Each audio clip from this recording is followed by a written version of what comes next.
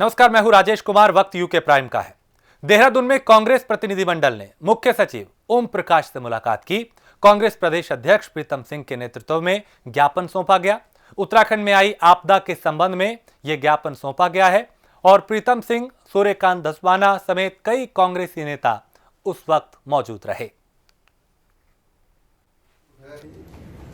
बरसात के इस मौसम में पूरे प्रदेश के अंदर देवीय आपदा ने जो है तमाम चीज़ों को ध्वस्त करने का काम किया है। पर्वतीय क्षेत्र में हालात ये हैं, स्थिति ये है कि वहाँ पर कई सड़कें बंद हैं, कई लोगों के मकान और जो खेत हैं वो जमींदों हो गए हैं, कई लोगों के कार्य हुई है, लेकिन सरकार इस दिशा में कोई कार्य करती हुई दिखाई नहीं दे रही है। इसके साथ साथ पिथौरागढ़ जनपद के धारचूला और मुंशारी में जिस तरीके से वहाँ पर देवी आपदा में तांडव मचाने का काम किया है, सरकार ने कोई व्यवस्था वहाँ पर नहीं की। सरकार का देवी आपदा प्रबंधन पूरी तरीके से विफल है। आज हम चीफ सेक्रेटरी से मिले हैं कि भाई जो देवी आपदा प्रबंधन है उसको मजबूत करें और जो क्षति है उसकी भरपाई करें। और मैदानी क्षेत्रों में तो ख़ास तौर से मैं कहना चाहता हूँ कि नदियों में जिस तरीके से उफान आया है, नालों में जिस तरीके से उफान आया है, उससे बहुत क्षति हुई। मैं कैंट विधानसभा में भी गया, राजपुर विधानसभा में भी गया और मसूरी और रायपुर में बहुत क्षति हुई है। लोगों के घर में जो है मलबा घुस गया और कई लोगों के तो मकान क्षतिग्रस्त हुई है, लाखों लाख की क्षति हुई है, लेकिन सरकारी सोच जो है गंभीर दिखाई नहीं दे रही है। इसलिए हमने आज ज्ञापन के माध्यम से सरकार को कहा है कि इस दिशा में सकारात्मक कदम उठाए और देवी आपदा प्रबंधन मजबूत करने का काम करें।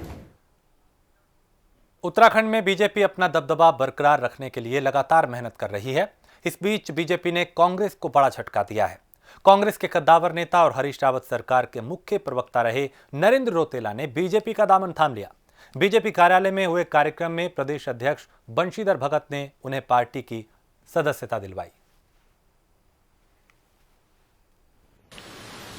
रौतेला जी, श्री नरेंद्र सिंह रौतेला जी कांग्रेस के वरिष्ठ पदाधिकारी थे और हरीश रावत जी जब मुख्यमंत्री थे कांग्रेस के, तब वो मुख्य प्रवक्ता कांग्रेस के सरकार के थे। और एक वरिष्ठ कांग्रेसी आज भारतीय जनता पार्टी की रीति नीतियों से प्रभावित होकर के आदरणीय मोदी जी, आदरणीय जेपी नड्डा जी और हमारे प्रदेश में आदरणीय प्रदेश अध्यक्ष श्री बंशीधर भगत जी और माननीय मुख्यमंत्री जी की जो कार्यशैली है उनसे प्रभावित होकर के भारतीय जनता परिवार में सम्मिलित हुए हैं। हम आपका यहाँ पर स्वागत कर रहे हैं और माननीय अध्यक्ष जी ने विधिवत रूप से उनको सदस्यता दिलवाई है और आप भारतीय जनता पार्टी के प्राथमिक सदस्य के रूप में आज भाजपा में सम्मिलित हुए हैं। उत्तराखंड में हो रही भारी बारिश के चलते आई आपदा को लेकर कांग्रेस प्रदेश अध्यक्ष प्रीतम सिंह ने सरकार पर निशाना साधा और उन्होंने प्रीतम सिंह ने सरकार और आपदा प्रबंधन विभाग पर आरोप लगाते हुए कहा कि सरकार का दैवीय आपदा प्रबंधन विभाग जो है वो पूरी तरह फेल है। प्रीतम सिंह ने कहा, इस आपदा के दौरान हमने भी मौके पर जाकर निरीक्षण किया, लेकिन उस दिन तो अधिकारी कुछ जगह पर दिखाई भी दिए, लेकिन उसके बाद कोई अधिकारी वहां दिखाई नहीं दिया। तो प्रीतम सिंह ने सरकार को चेतावनी देते हुए कहा है कि अगर जल्द सरकार व्यवस्थाओं को दुरुस्त नहीं करती तो कांग्रेस सड़क पर उतरकर प्रदर्शन करेगी।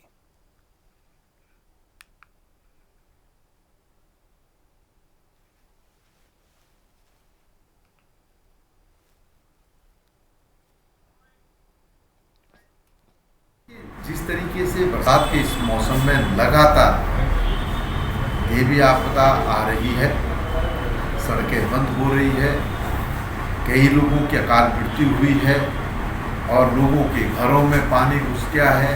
बहुत ही भयावह स्थिति बरसात के इस मौसम में है। लेकिन मुझे इसी देहरादून में बाढ़ग्रस्त क्षेत्रों का भ्रमण करने का मौका मिला, तो जिस दिन बाढ़ आई, जिस दिन लोगों के घरों में पानी घुसा हुआ था, उस दिन तो थोड़ा बहुत जो है देवी आपदा प्रबंधन और जो अधिकारी थे वो सक्रिय दिखे, लेकिन दूसरे दिन तो ये स्थिति थी कोई देखने भी नहीं जा रहा था। और उसकी परिणति ये हुई कि जो कल अत्यधिक वर्षा हुई, उस वर्षा से फिर जो है जो स्थिति है वो बिगड़ गई। सरकार का इस ओर कोई ध्यान नहीं। देवी आपदा प्रबंधन कहीं होता हुआ दिखाई नहीं दे रहा है। तो ये हालत, ये स्थिति है और हम सरकार के खिलाफ निश्चित रूप से देवी आपदा में कुप्रबंधन के लिए सड़क पर उतरने पड़ा।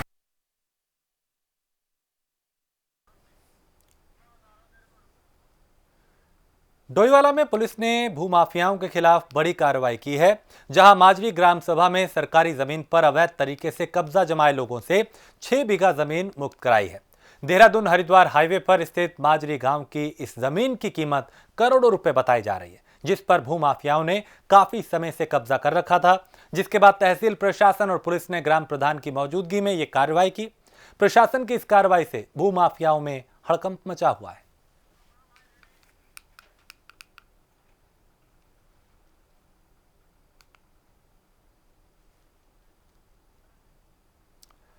हरिद्वार के कनखल थाना में 2 पुलिसकर्मियों में कोरोना की पुष्टि होने से हड़कंप मच गया और पुलिसकर्मियों में कोरोना को लेकर दहशत है।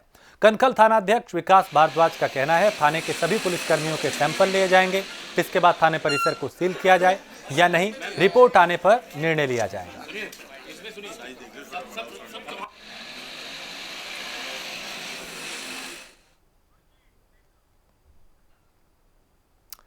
रुड़की के ढंडेरा से लंढोरा तक बैलगाड़ी द्वारा तिरंगा यात्रा निकालना कांग्रेस को भारी पड़ गया।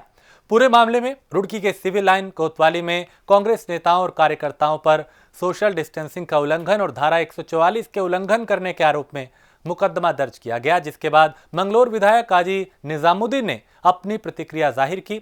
उनका कहना है कि ब्रिटिश काल का समय अब बीजेपी के दौर में है, दोहराया जा रहा है और अंग्रेजी शासन काल में भी कांग्रेस का दमन किया जाता था। पूर्व मुख्यमंत्री हरीश रावत द्वारा तिरंगा यात्रा निकाली गई।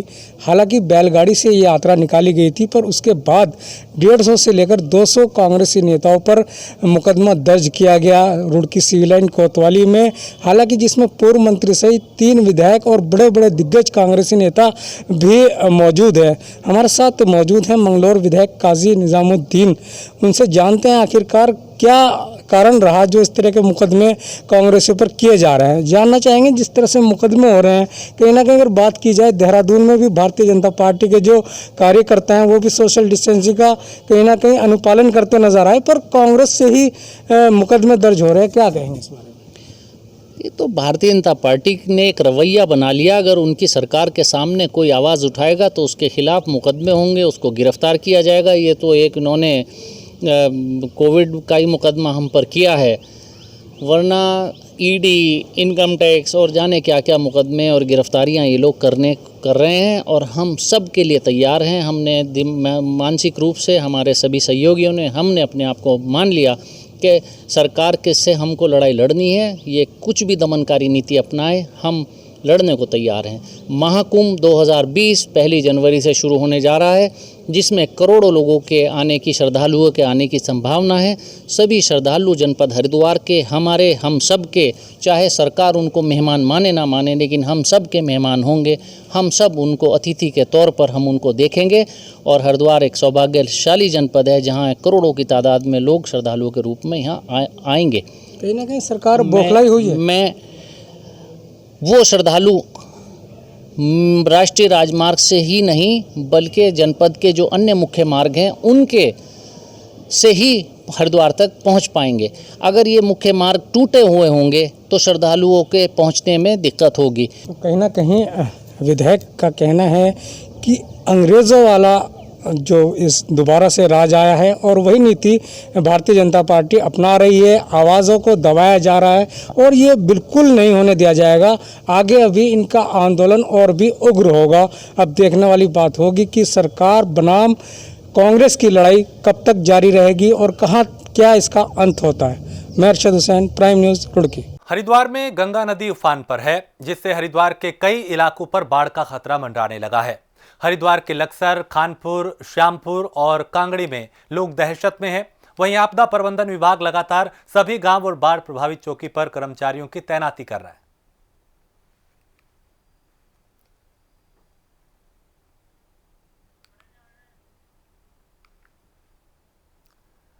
टिहरी के कीर्तिनगर ब्लॉक के मालूपानी निवासी दिनेश प्रसाद लखेड़ा के परिवार को जान से मारने की धमकी का मामला सामने आया है, जहां दबंगों के जरिए परिवार को लगातार धमकी दी जा रही है, जबकि शिकायत के बावजूद प्रशासन उनकी कोई मदद नहीं कर रहा। पीड़ित दिनेश का कहना है कि अगर उनको या उनके परिवार को कुछ होता है तो इसके लिए प्रशासन जिम्मेदार होगा। तो सरकार है कि जब मैंने जिलाधिकारी मोदी को भी सूचना दे दी थी और मैंने शासन प्रशासन को भी इसकी फोटोकॉपी भेजी थी, इसमें कोई कार्रवाई नहीं हुई, क्योंकि यहाँ पर पहले कानून गो जो रहा संपत सिंह कठेत रहा, जो आज वर्तमान में जो है देवप्रयाग में है, जो तहसीलदार बना हुआ है, और विधायक विनोद कनारी को भी मैंने इस पत्र को दिया कि इसमें जांच कर दी जाए, पर विनोद कनारी ने भी ध्यान नहीं दिया, इस संबंध में कुछ ध्यान नहीं दिया विनोद कनारी ने, क्योंकि ये ऐसे शरारत तो लोग जो है गरीबों को मरवा सकते हैं, धनी है, सेठ है, गरीबों का शोषण हो रहा है। वर्तमान में प्रदेश सरकार की ऐसी स्थिति हो गई है कि लॉ एंड ऑर्डर नाम की कोई चीज़ नहीं रह गई है। हमें ये उम्मीद नहीं थी कि आज ग्रामीण क्षेत्रों में भी इस प्रकार की स्थिति पैदा हो, लेकिन वर्तमान में मेरी विधानसभा के अंतर्गत मालूपानी एक जगह है और वहाँ पे एक दिनेश लखेड़ा जी हैं जो वहाँ पर बिल्कुल सड़क के पास रहते हैं, उनकी 7 बेटियाँ हैं, उनको एक धमकी भरा पत्र दिया गया और जिसमें यहाँ तक कहा गया कि हम तुम्हें और तुम्हारी बेटियों को जान से मार देंगे। इस प्रकार की बात उठनी क्षेत्र के अंतर्गत बहुत बड़ा प्रश्न चिन्ह है और आज उस व्यक्ति ने वहाँ पर एसडीएम को लिख के दिया, वर्तमान विधायक जो वहाँ पर हैं उनको लिख करके दिया और आज तक उस पर कार्रवाई नहीं हुई है। ये बड़ा सोचने का विषय है। देखिए, जैसे हमारे संज्ञान में ये प्रकरण आया है, हम लोगों ने तहसील प्रशासन को इस बारे में सूचित किया है, क्योंकि ये राजस्व क्षेत्र का मामला है, इस वजह से इसमें तहसील प्रशासन द्वारा ही कार्यवाही की जानी है। हम लोगों ने इस पर रिपोर्ट मंगाई है, एसडीएम को निर्देशित किया गया है और इसमें तत्काल हम लोग कार्यवाही करेंगे। उत्तराखंड कांग्रेस अध्यक्ष प्रीतम सिंह ने पूर्व मुख्यमंत्री हरीश रावत से मुलाकात की। प्रीतम सिंह के ये मुलाकात हरीश रावत के मसूरी स्थित आवास पर हुई, जहां प्रीतम सिंह ने पूर्व मुख्यमंत्री के स्वास्थ्य की जानकारी ली।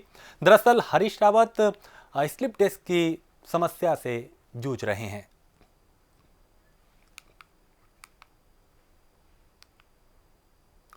हरिद्वार की बिल्केश्वर कॉलोनी में जंगली हाथी के घुसने से स्थानीय लोगों में हड़कंप मच गया। कॉलोनी में घूमता हुआ हाथी इलाके में लगे सीसीटीवी में कैद हुआ है। कॉलोनी राजाजी टाइगर रिजर्व से लगी हुई है और जंगली हाथियों के कॉलोनी में आने से लोगों में काफी डर बना हुआ है।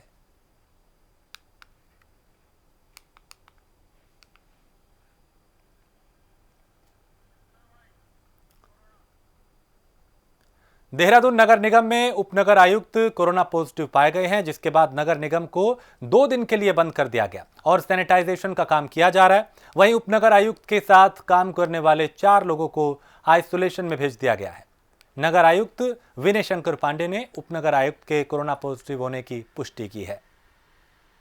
देखिए, आज कल लेट नाइट हमारे एक सीनियर एक ऑफिसर हैं, उनको भी कोविड टेस्ट कराया गया था, वो रिपोर्ट पॉजिटिव आई है और उनके संपर्क में जो 4 लोग काफ़ी क्लोज विसिनिटी में थे, उनका हम लोगों ने आइसोलेशन का ऑर्डर कर दिया है, उनको भेज दिया गया है और 4 दिन हम लोग वेट करेंगे एज पर प्रोटोकॉल। उसके बाद अगर लक्षण उनमें प्रकट होते हैं तो उनका भी टेस्ट कराया जाएगा। कुल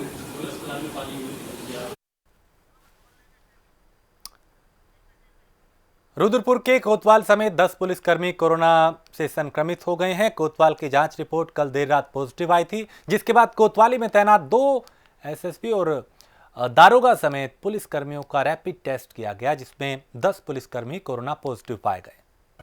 हरिद्वार में नगरपालिका के पूर्व चेयरमैन सतपाल ब्रह्मचारी और मेयर अनीता शर्मा के नेतृत्व में कांग्रेसी कार्यकर्ताओं ने कैबिनेट मंत्री मदन कौशिक की ओर से कराए गए विकास कार्यों को टॉर्च लेकर ढूंढने वो निकले।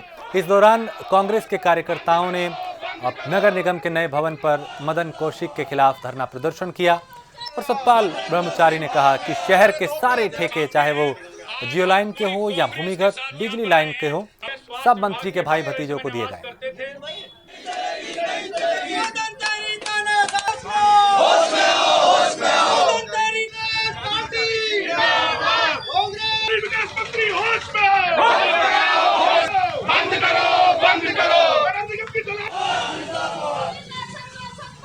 साल होने जा रहे माननीय मंत्री जी को 2 बार मंत्री, चौथी बार विधायक। शहर की अव्यवस्था आपके हाथ में है। दोष देते हैं मेयर महोदय को। नगर निगम का बेड़ा गर्क कर दिया। नगर निगम में काम करने मेयर को नहीं देते हैं, उल्टे सीधे आरोप लगाते हैं। काम स्वयं करते हैं उनके लोग, चाहे वो जियो का काम हो, चाहे नमामि गंगे का काम हो, चाहे अमृत गंगा का जो काम हो, चाहे सिवर लाइन का काम हो। सारी ठेकेदारी मदन कौशिक के रिश्तेदारों के पास है।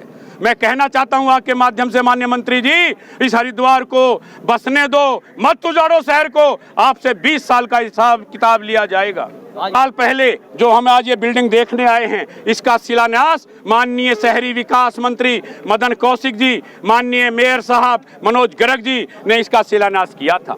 हम ये कहना चाहते हैं कि आप अगर पूर्ण में जो भी ऐसा वादा करें उसको पूर्ण जरूर करना चाहिए, क्योंकि आप एक बहुत बड़े नेता हैं और आपके स्तर पर इस तरीके की झूठी घोषणाएं आपको शोभा नहीं देती। और कांग्रेस आज विपक्षी पार्टी है, मुख्य विपक्षी पार्टी है, और कांग्रेस का मुख्य मुद्दा आज विपक्ष के जितने भी मुद्दे हैं, चाहे वो निगम के कोई भी कार्य हो या शहर का विकास हो, कांग्रेस जरूर उठाएगी। और आदरणीय मदन के निगम का जो कार्यालय बनाना था, इसको यथाशीघ्र कार्य इसका शुरू करे। उसमें भूमि में मंत्री जी ने नारियल फोड़ा था कि ये निगम बनेगा। आप देखिए निगम तो कहीं नहीं बना, ये जो का तू वैसे का वैसे ही है, और ना यहाँ बिल्डिंग बनी ना कुछ बना। आप देखिए मदन कौशिक जी ने मतलब झूठ क्यों बोला जनता से कि ये यहाँ पे निगम बनेगा। आज निगम की ये स्थिति है कि वो जब भी काम करते हैं बारिश में पानी फैलने के कारण मदन कौशिक जी को देखना चाहिए, क्योंकि वो हरिद्वार में ही रहते हैं। उन्हें दिखाई नहीं देता कि निगम पे पूरा उन्होंने अधिकार कर रखा है। जो भी काम करवाते हैं उन्हीं के अधिकारी उनके सुनते हैं, फिर आरोप लगाते हैं महिला उस पे मेयर पे कि मेयर ने घोटाला कर दिया है। मेयर को घोटाला करने वाले आप लोग हो। जब से यहाँ 20 साल होने वाले हैं, मंत्री जी ने कुछ नहीं किया है। आप देखिए कोई भी सड़क चलने लायक नहीं है, हर घर गड्ढे हो रखे हैं, पानी भर रहा है। बीजेपी युवा मोर्चा से जुड़े कार्यकर्ताओं ने हरिद्वार में शिव मूर्ति चौक पे कांग्रेस के खिलाफ नाटकबाजी करने का आरोप लगाया और विरोध प्रदर्शन किया। कार्यकर्ताओं ने मोमबत्ती जलाकर हरिद्वार में कांग्रेस के 10 साल के कार्यकाल में किए गए काम को तलाशा।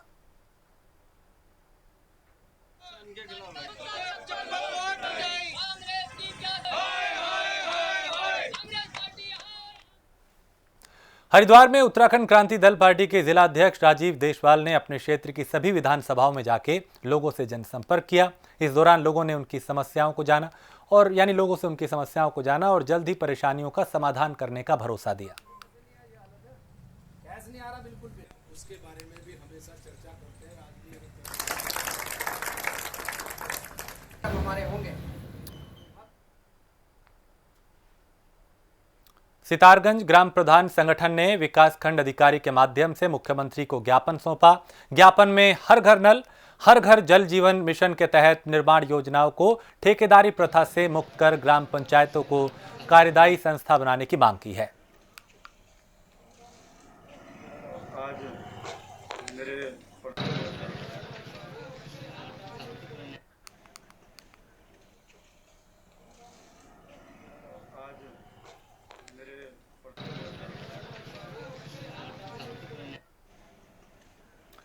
उत्तराखंड में मौसम का मिजाज एक बार फिर बिगड़ सकता है। आज मौसम विभाग द्वारा जारी एडवाइजरी के मुताबिक अगले 3 दिन हल्की से मध्यम बारिश ज्यादातर जगहों पर देखने को मिलेगी, जबकि कई जगह पर भारी बारिश होने का भी आशंका जताई गई है।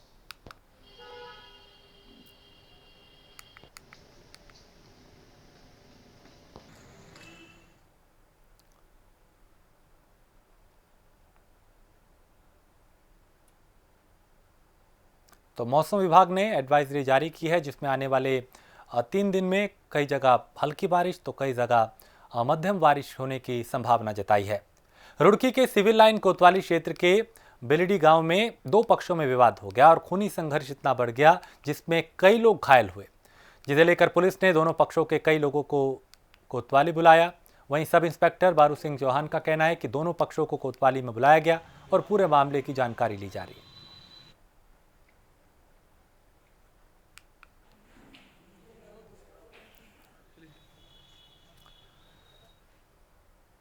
और इसी के साथ इस बुलेटिन में इतना ही। देश प्रदेश की बाकी खबरों के लिए आप देखते रहिए प्राइम न्यूज।